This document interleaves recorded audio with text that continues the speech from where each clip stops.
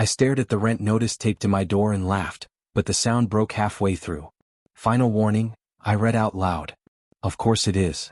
My phone buzzed in my hand then went black. I pressed the power button again. Nothing. No, I whispered. Not today. Behind me, Adil sighed like I was a problem he was tired of solving. You're still standing there? He asked. We're already late. I know, I said. My phone died. I need a charger. You always need something, he replied. This wedding is important, you know. It's my cousin's wedding, I snapped. I'm a bridesmaid. He scoffed. And yet here we are. I turned to him. Do you have to do this now? When else? He asked. You're dressed like you don't care. You're late. Again. I looked down at my dress. It was wrinkled from being folded on a chair all night. I care, I said. I'm just tired. Tired of what? He asked. Dreams that don't pay bills? That hit harder than the notice on the door. I work, I said. I try. Try harder, he replied. Maybe then you wouldn't be borrowing money every month. I didn't ask you today, I said. You always ask, he shot back. Just not with words. I grabbed my bag. I'm leaving. He laughed. Go. Be late. Again. I didn't answer. I ran down the stairs, my heels in my hand, my chest tight. The taxi ride was a blur of red lights and shaking knees. When I reached the wedding hall, music spilled into the street. I paid the driver and ran. Inside, everything was gold and white and perfect. Everyone turned. I froze. Sanaa stood at the altar, already dressed, already glowing. Her eyes widened. You're late, she mouthed. I know, I mouthed back. I slipped into place, my heart pounding so loud I was sure the microphones would catch it. Where were you? Sanaa whispered when the music softened. Life, I whispered back. She squeezed my hand. Just stand still. I nodded, breathing slow, trying to disappear. That's when I felt it. Someone was looking at me. Not a glance. Not curiosity. Something heavier. I turned my head slightly and saw him. He stood near the front row, tall, calm, completely still. His suit fit him like the world was built around him. His eyes didn't move away when mine met them. I looked down immediately. What's wrong? Sanaa whispered. Nothing, I said, but my face burned. I felt exposed, like he could see the unpaid notice, the dead phone, the argument, the cracks. When I looked again, he was still watching. Not smiling.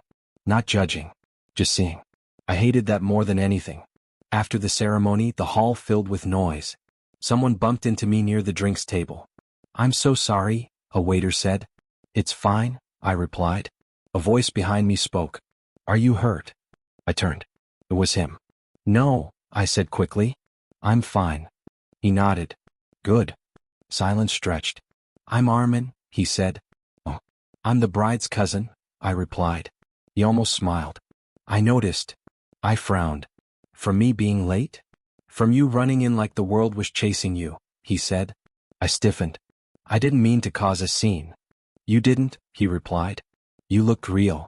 I didn't know what to say to that. Enjoy the wedding, he added, stepping back.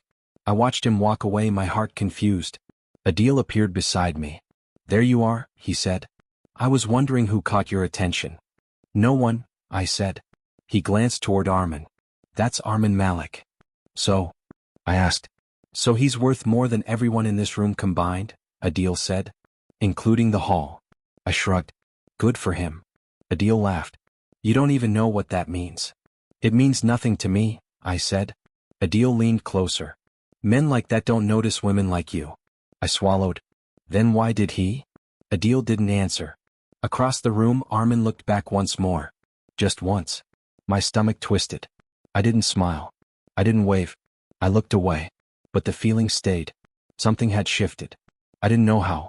I didn't know why. I only knew my life no longer felt steady.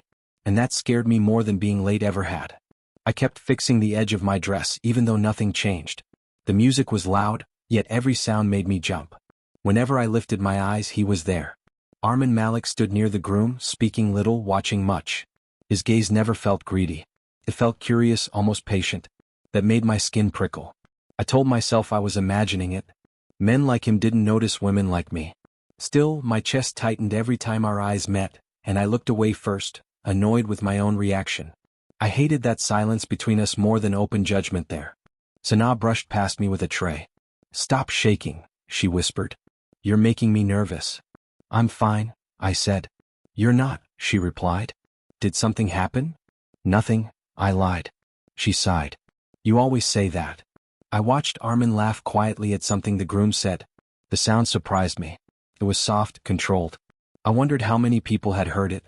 I wondered why I noticed. My hands felt cold, my smile fake, my thoughts running in directions I didn't like. I kept reminding myself I didn't belong in his world. That truth usually kept me safe. Tonight it failed. The reception moved fast. Plates clinked. People laughed. Someone brushed my arm and a glass tipped. Liquid splashed down my dress. Oh no, I muttered. I'm sorry, Armin said, already handing me a napkin. It's my fault, I replied. Still, he said, are you all right? Yes, I said too quickly. We stood there, awkward, surrounded by noise that suddenly felt distant. You don't have to apologize, I added. I should be more careful. He shook his head. Accidents happen. His eyes stayed on mine, waiting, listening, not rushing me at all.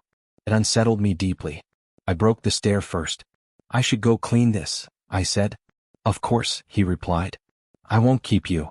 His voice wasn't sharp. It wasn't bored. It was calm in a way I wasn't used to. I walked away, annoyed by how my hands shook. Adil's voice echoed in my head, always correcting, always comparing. This man didn't do that. That difference scared me more than kindness should. I don't trust calm, I whispered to myself, hiding near the restroom mirror. My reflection looked tired, older than it should. I fixed my hair and went back out.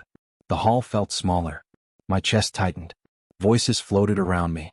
Do you know who he is? A woman whispered. That's Armin Malik, another said. He owns half the city. Why is he alone? He chooses to be. I didn't turn. Their words slid past me. Money didn't impress me. Power didn't scare me. What scared me was how he listened, how he paused before speaking, like my words mattered. I told myself not to overthink it, not to imagine meaning. Men like him lived in different stories. I was just a side character passing through. This night would end and life would continue. That was logic. Adil appeared late, loud, already annoyed. There you are, he said. I've been looking. You're late, I replied. So are you, he smirked. He glanced at my dress. Wrinkles again? It's been a day, I said. Every day is, he answered. People nearby laughed softly. My face burned. This is what you do, he continued. Embarrass yourself. I'm not embarrassing anyone, I said. He raised his voice. You work those small jobs and act proud. I swallowed, hearing snickers around us. Across the room, I felt Armin's attention again. He didn't interrupt. He just watched. His jaw tightened. It showed. You could at least dress better, Adil added. For who? I asked. For yourself, he said, laughing. I like my work, I said quietly. Then dream smaller, he replied. My chest hurt, but I stayed still. Don't start a scene, he warned. I wasn't, I said. You always do, he insisted. I looked past him and met Armin's eyes once more. He looked away first this time. That hurt more than the words. I stepped back, my hands shaking again. I need air, I said. Adil waved me off. Don't be dramatic. I walked toward the doors, breathing fast. Behind me, laughter continued like nothing mattered. I didn't know why Armin's silence stayed with me more than Adil's cruelty. I didn't know why it felt like something had already changed. All I knew was that being seen, even quietly, had started something I couldn't stop. The message came 3 days after the wedding. Hi. This is Armin. Sana gave me your contact. I hope that's okay. I stared at the screen longer than necessary. It's fine, I typed. How can I help you? I was hoping to help you, he replied. I heard you do freelance work. I frowned. Who told you that? You did, he wrote. At the wedding. Near the drinks table. I hadn't realized he remembered. What kind of help? I asked. I have a short project, he said. Remote. But no pressure. I hesitated, then typed, you don't even know my skills. I'd like to, he answered. That should have been my warning. Instead, I felt relieved. It's harmless, I whispered to myself and sent my portfolio. We spoke that night. Then the next. His questions were direct but gentle. What do you enjoy? What do you avoid? What makes you tired? No one had asked me those things without laughing before. Adil noticed my smile first. Why are you glowing? He asked. I'm not, I replied. You are, he said. Who is it? Work, I said. He scoffed. You don't smile for work. I didn't answer. Armin called the next evening. Is this a bad time? He asked. No, I said, surprised at how easy the word felt. Good, he replied. I wanted to hear your voice when you explain your idea. I explained. He listened. When I paused, he didn't interrupt. Go on, he said softly. After the call, my chest felt lighter. He doesn't rush me, I thought. He doesn't correct me. Adil started asking questions. So who's the client? A contact, I said. Rich? He asked casually. I don't know, I replied. That was a lie. I did know. I just didn't want to say it. When Adil finally searched Armin's name, everything changed. You're working for him? He asked, eyes wide. It's just a project, I said. Do you know who he is? Yes, I admitted. Adil smiled. That's amazing, he said. I always knew you'd meet someone important. The word someone stuck with me. Invite him over, Adil added. No, I said. Why not? It's professional, I replied. Adil nodded too fast. Of course. Armin never crossed a line. How was your day? He asked. Long, I replied. Do you want to talk about it? Not yet. That's okay, he said. I'll wait. I wasn't used to that. I'm not interesting, I told him once. I disagree, he replied. You don't know me, I said. I'm learning, he answered. Adil became kinder. Too kind. You should dress better for meetings, he said. They're online, I replied. Still, he smiled. First impressions matter. The warning signs flickered. I ignored them. One night, Armin said, Can I be honest? Yes, I replied. I felt something when I saw you at the wedding. My heart skipped. I told myself it was nothing, he continued. But it wasn't. I laughed nervously. That's impossible. Why? He asked. You don't know me, I said. I know how you listen, he replied. How you pause. How you doubt yourself. No one had ever described me that way. I'm not asking for anything, he added. I just wanted you to know. After the call, I sat in silence. This is dangerous, I told myself. It's also warm, another voice replied. Adil noticed again. You look happy, he said. I am, I replied. Good, he smiled. You deserve it. That smile felt wrong. Armin never made promises. He made space.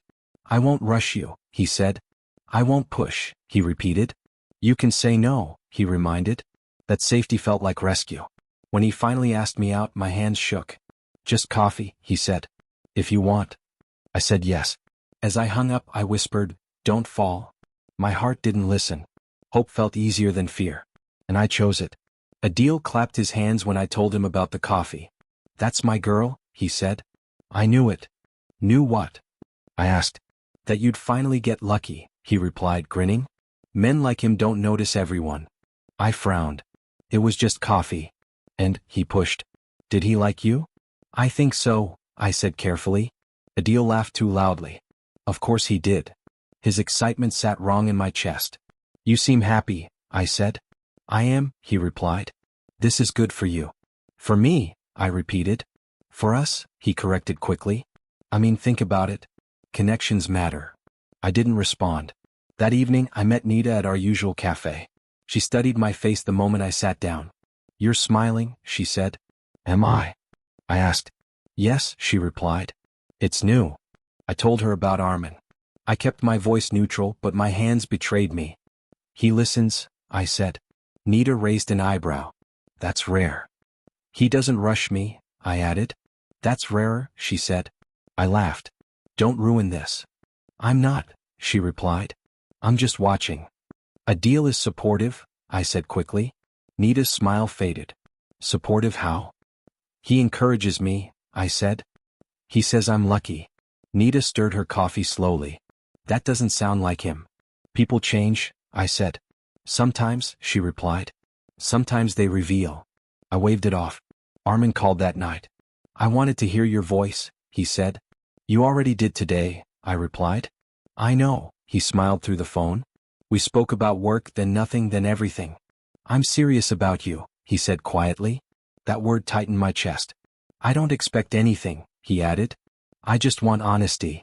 I can do that, I said. Adil hovered nearby, pretending not to listen. Put him on speaker, he whispered. No, I mouthed. After the call, Adil hugged me. I'm proud of you, he said. That felt unfamiliar. Days passed. Armin became steadier. His messages became intentional. Did you eat? Did you sleep? Tell me if I cross a line. No one had ever asked that. Adil became louder. You should tell him more about yourself, he said. I have, I replied. Tell him everything, he insisted. Transparency builds trust. My stomach twisted. Nita noticed. Why is Adil pushing this? She asked. He's happy for me, I said. He's invested, she corrected. That's normal, I replied. She leaned closer. Just be careful. Armin invited me to dinner. Only if you're comfortable, he said. I am, I replied. Adil insisted on driving me. Just in case, he said. In case of what? I asked. Opportunity, he smiled. At dinner, Armin was quieter. You seem distracted, I said. I'm thinking, he replied. About what? About us, he said. That word again. I don't want to hurt you, he added. You won't, I said too quickly. Adil waited outside afterward. Well, he asked. It was nice, I replied. Nice, he laughed. That's it. I went inside without answering. Later I heard his voice through the door. Yeah, he said softly. It's moving. Pause. Timing matters. Another pause. There are benefits. My breath caught. I stepped back, heart racing. What are you doing? I whispered to myself. The call ended. Adil walked in, smiling. Who were you talking to? I asked. Work, he replied easily. I nodded. You look pale, he said. I'm tired, I lied. That night, I told myself I imagined it. I told myself support could sound strange. I told myself cheering too loud wasn't a crime. That was my first mistake.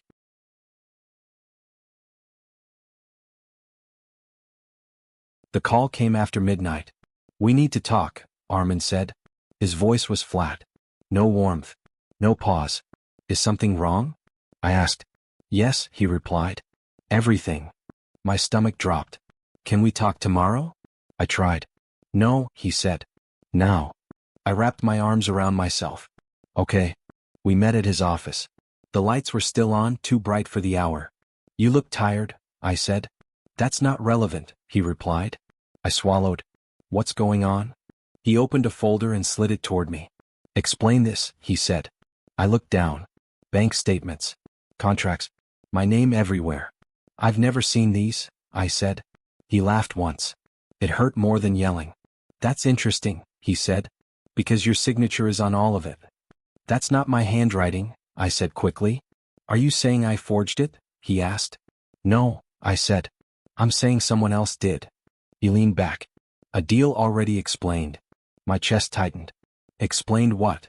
That you needed money, Armin said. That you didn't want me to know. That you planned to disappear. That's not true, I said. Then why does it fit? He asked. I shook my head. Please listen to me. I am listening, he replied. I've been listening for weeks. Weeks? What do you mean? I asked. Adil warned me, he continued. He said you were desperate. He said you knew how to play innocent. That's a lie, I said. He said you targeted me, Armin added. He said the wedding wasn't an accident. I felt sick. You believed him? He showed me proof, Armin said. Stories from your past. Men you dated. Jobs you quit. My voice shook. Why didn't you ask me? Because I didn't want to, he said. Because I didn't want to hear excuses. They weren't excuses, I whispered. They were my life. He stood. Don't twist this. I stood too. You think I planned this? You knew who I was, he replied. You stayed anyway. I stayed because you were kind, I said. Because you listened. His eyes hardened. That was my mistake. I reached for the folder. Check the accounts. I did, he replied. Money moved. Not by me, I said. By someone using your access, he answered. I realized it then. Adil? I whispered. Armin didn't react. You still defend him, he said. He's my boyfriend, I said weakly. Was, Armin corrected. He admitted everything. My head spun. Admitted what? That you asked him to handle things, Armin said. That you wanted distance from me. I laughed, broken. He's lying. He had details, Armin said. Too many. Because I trusted him, I cried. I told him everything. That was careless, Armin replied. Careless? I loved you, I said. Silence. You don't say that lightly, he said. I do, I replied. When it's true. He looked away. Love doesn't steal, he said. I stepped closer. Look at me. He didn't. Look at me, I begged. Do I look like someone who planned this? You look like someone caught, he replied. The words crushed me. Give me time, I said. I'll prove it. I won't wait, he answered. Why? I asked. Because it hurts? Because I trusted you, he said. And I was wrong. Tears blurred my vision. Please, I whispered. Just don't walk away. He picked up the folder.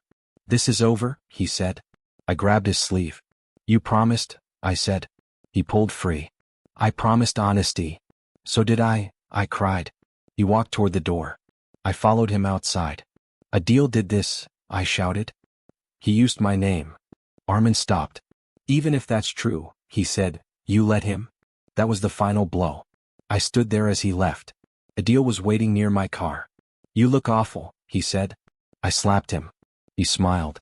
You told him, I said. You lied. He shrugged. I helped. You ruined me, I whispered.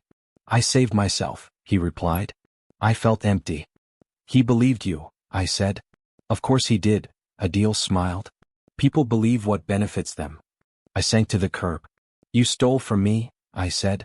You shared, he replied. You just didn't know. You used me, I said. He crouched. You were already broken. I watched Armin's car disappear. Adil stood and stretched. Guess I win, he said. I didn't answer. Because in that moment, everything I thought I was shattered. And I didn't know how to put myself back together. I woke up to silence and thought it might be peace, but it wasn't. It was absence. My phone showed missed calls, unpaid bills, and nothing from Adil. I tried his number. It rang once, then went dead. I tried again. Please answer, I whispered. No answer came. I opened my bank app and felt my chest fold inward. The balance was almost empty. I stared until the numbers blurred. This can't be real, I said. It was. I knew it before the tears came.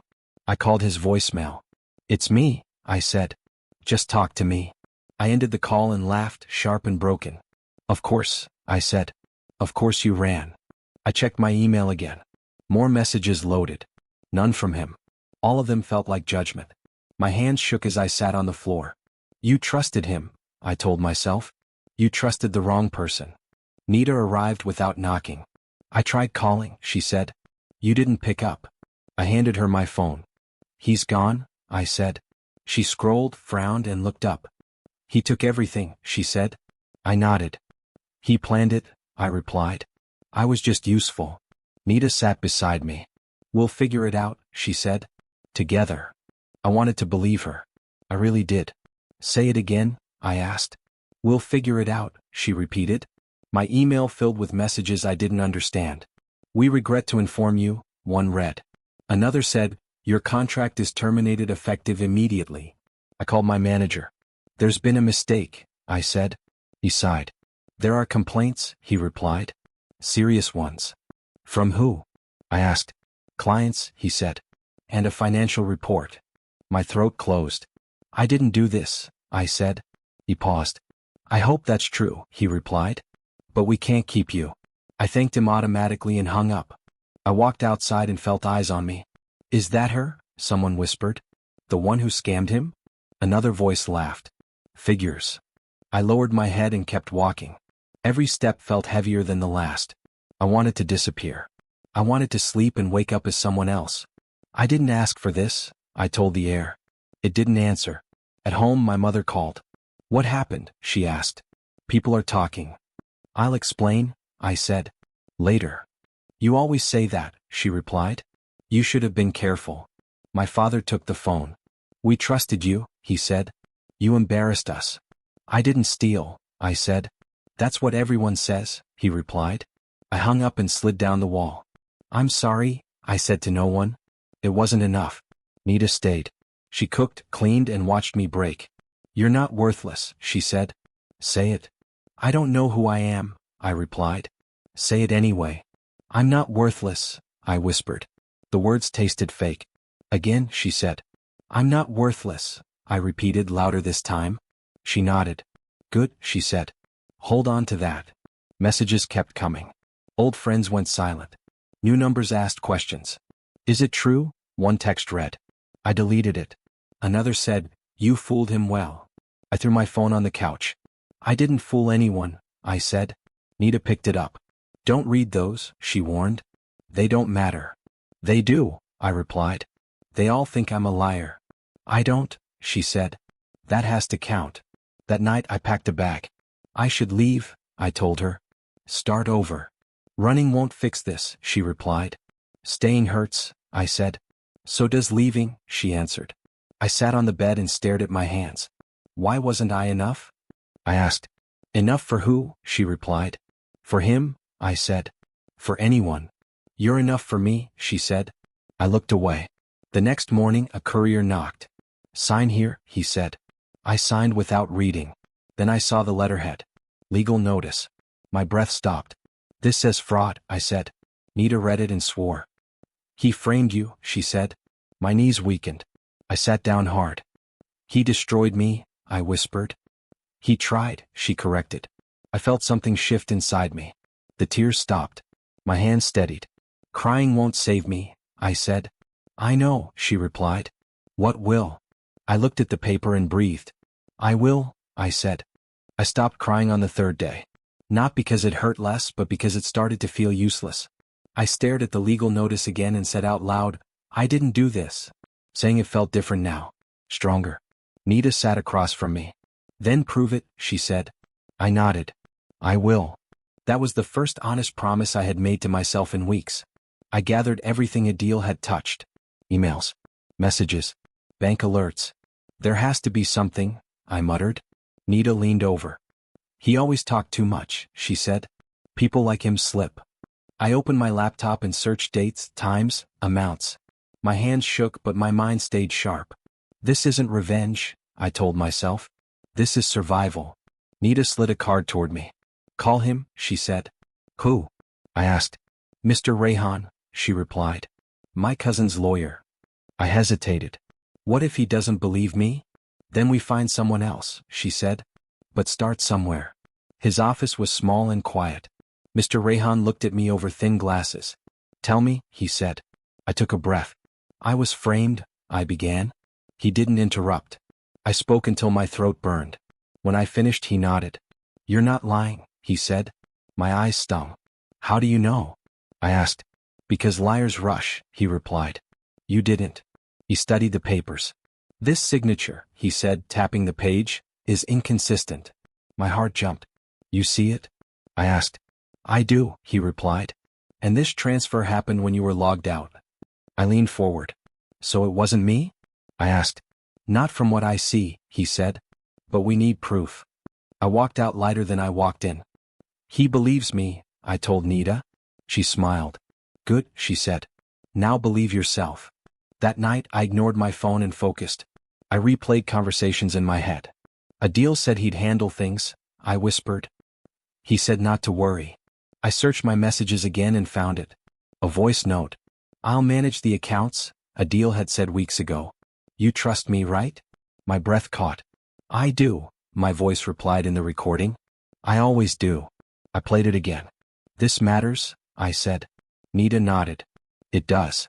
Mr. Rayhan listened carefully the next day. This helps, he said. It shows access. I clenched my fist. Is it enough? I asked. It's a start, he replied. And starts matter. I went home and looked in the mirror. Stop waiting, I told my reflection. No one is coming. The thought hurt, but it also freed me. Armin's face flashed in my mind. He chose not to listen, I said. That's his choice. Mine was different now. I blocked Adil's number. I blocked his email. You don't get my silence anymore, I whispered. I made a list of what I could control. Sleep, food, work, truth. It wasn't much, but it was mine. Days passed. I worked small jobs. I kept records.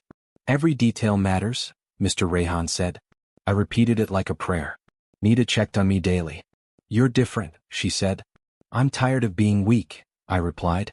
She smiled. Good, she said. Anger can be useful. One evening Mr. Rayhan called. I found something, he said. My heart raced. What? I asked. A mismatch, he replied. A deal claimed you authorized a transfer on a date you were logged into a different device. I covered my mouth. That proves it, I whispered. It proves he lied, he corrected. That's powerful. I sat down slowly. The room felt quiet but my chest felt loud. So I'm not crazy, I said. No, he replied. You were targeted. Tears came but they were different this time. Thank you, I said. This is just the beginning, he replied. Are you ready? I thought of the wedding, the lies, the humiliation. Then I thought of the voice note, the proof, myself. Yes, I said. I am.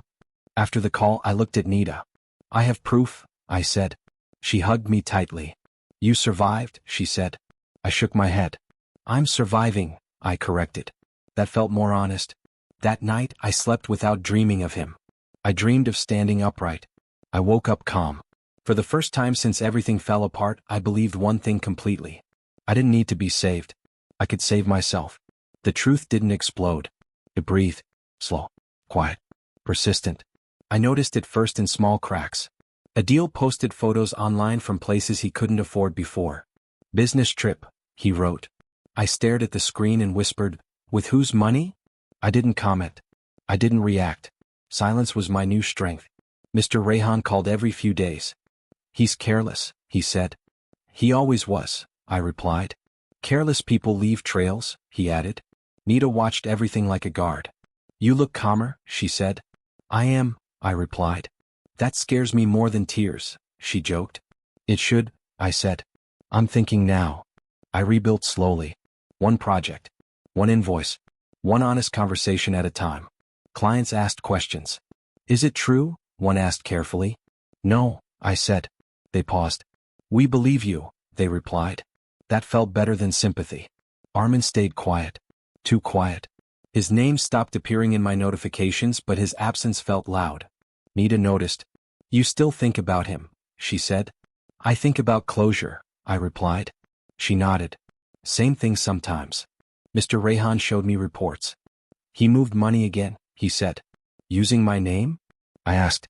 Yes, he replied. And this time? He slipped, he said. Different device. Different pattern. I smiled without joy. So it's working, I said. It is, he replied. I heard whispers through mutual contacts. Adil's being questioned. His accounts are frozen. Something's wrong. I didn't celebrate. I worked. One evening my phone rang. Unknown number. Hello? I said. Pause. It's me, Armin said. My heart jumped then steadied. Yes. I replied. I need to talk, he said. I know, I answered. Can we meet? Why? I asked. He inhaled sharply. Things don't add up. They didn't before either, I replied. I was wrong, he said quietly. That's not enough, I said. I know, he replied. But I need to say it. I closed my eyes. Not now, I said. Okay, he whispered. When you're ready. I hung up without shaking. Nita stared at me. That was him, she said. Yes, I replied. And nothing, I said. Not yet. Days passed. Adil's confidence faded. His messages to others sounded defensive. They're blaming me, he wrote once. I deleted it unread. Mr. Rayhan smiled for the first time. We have confirmation, he said.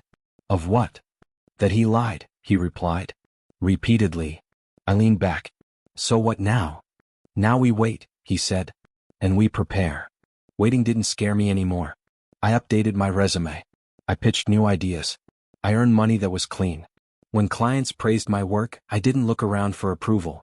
I owned it. You've changed, Nita said one night. I had to, I replied. Do you miss being loved? She asked. I thought carefully. I miss being believed, I said. Another call came. Armin again. I'm sorry to call, he said. You always say that, I replied. I'm nervous, he admitted. I almost smiled. Meet me, he said. Please. Why? Because I owe you the truth, he said. And if I don't want it? I asked. Then I'll accept that, he replied. That answer felt different. I looked at my calendar. My work was full. My days were mine. Tomorrow, I said. Thank you, he breathed. After the call I sat quietly. "You're shaking," Nita said. "No," I replied. "I'm steady."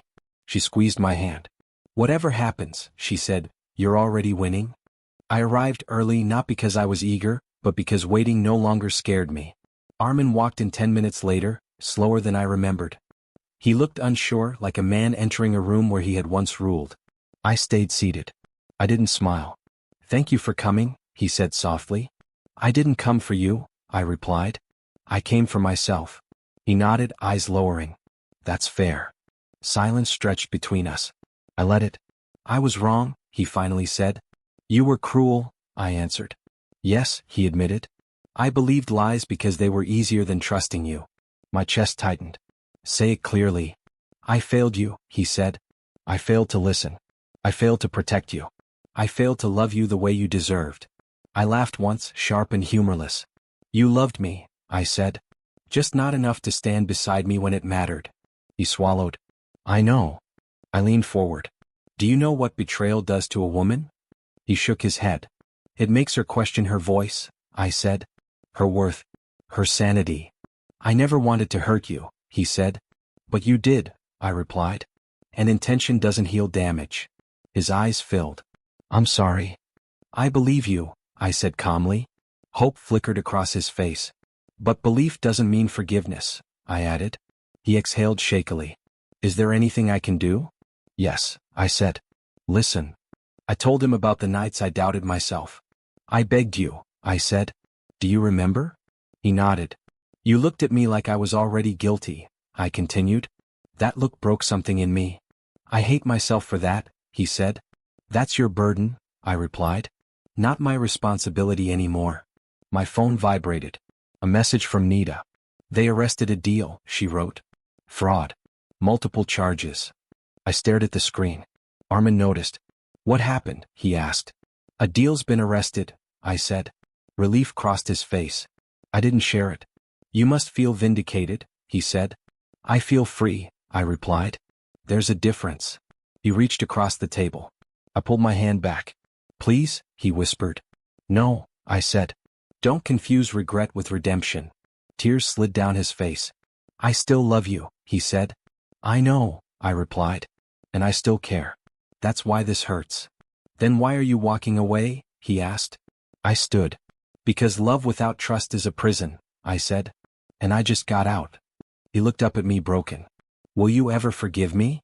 "Maybe," I said. "But forgiveness doesn't mean return." I picked up my bag. "You taught me something," I added. "What?" "That unfinished love is still not worth losing myself," I said.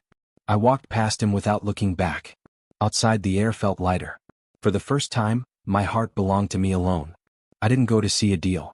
I didn't stand outside a courtroom or wait for news updates like a spectator craving justice. I heard about his downfall through whispers, forwarded messages, and a single call I never answered. Distance felt safer. Distance felt earned. My phone rang one evening, an unknown number flashing. I answered without thinking. "It's me," he said, voice cracked. I closed my eyes. "Why are you calling?" "I need help," he said. "Please." I laughed quietly. "You used to say I needed you," I replied. "Funny how that works." "I made mistakes," he said. "No," I corrected. "You made choices." Silence followed. "They froze my accounts," he said. "They're asking questions. I just need time." "You had time," I said.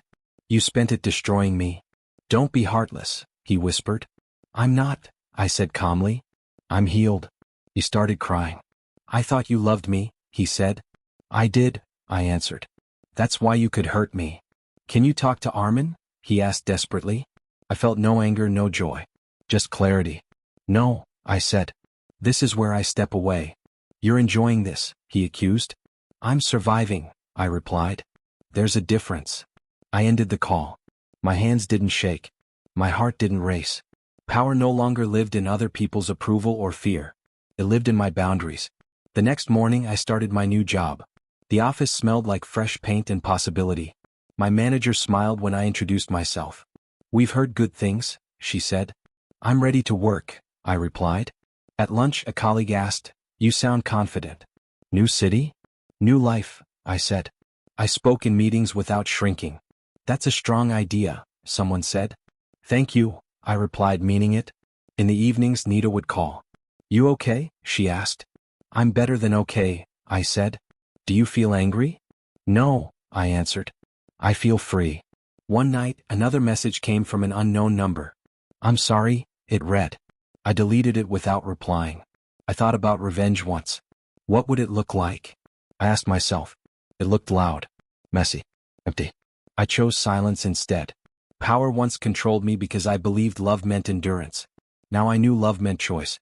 I chose myself every day in small ways. Showing up, speaking up, walking away. At work, I earned respect slowly, honestly. You handled that well, my manager said after a difficult call. I've had practice, I replied with a small smile. One afternoon, I passed a mirror and didn't look away. You survived, I whispered to myself, and for the first time that felt like victory. I didn't celebrate a deal's fall. I didn't need to. Karma didn't ask for my applause. It worked quietly, thoroughly, without consulting my pain. I understood then that revenge doesn't always require action. Sometimes survival is punishment enough. I used to measure my worth by how tightly someone held me. Now I measured it by how firmly I stood alone. That realization didn't arrive with applause or relief. It arrived quietly, like breath returning after drowning. Nita noticed first. You're different, she said one evening. I'm calmer, I replied. No, she corrected. You're stronger. I smiled. I stopped asking people who I am. At work, I spoke without apology. That deadline won't work, I said once.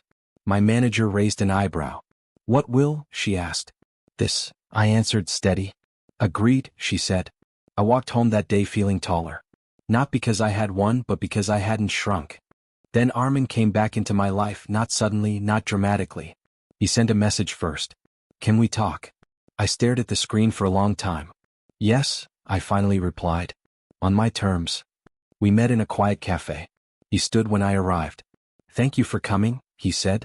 I didn't come for you, I said honestly. I came for closure. He nodded. I'm not here to ask for forgiveness, he said. Good, I replied. I don't give it easily. He swallowed. I failed you, he said. You did, I agreed.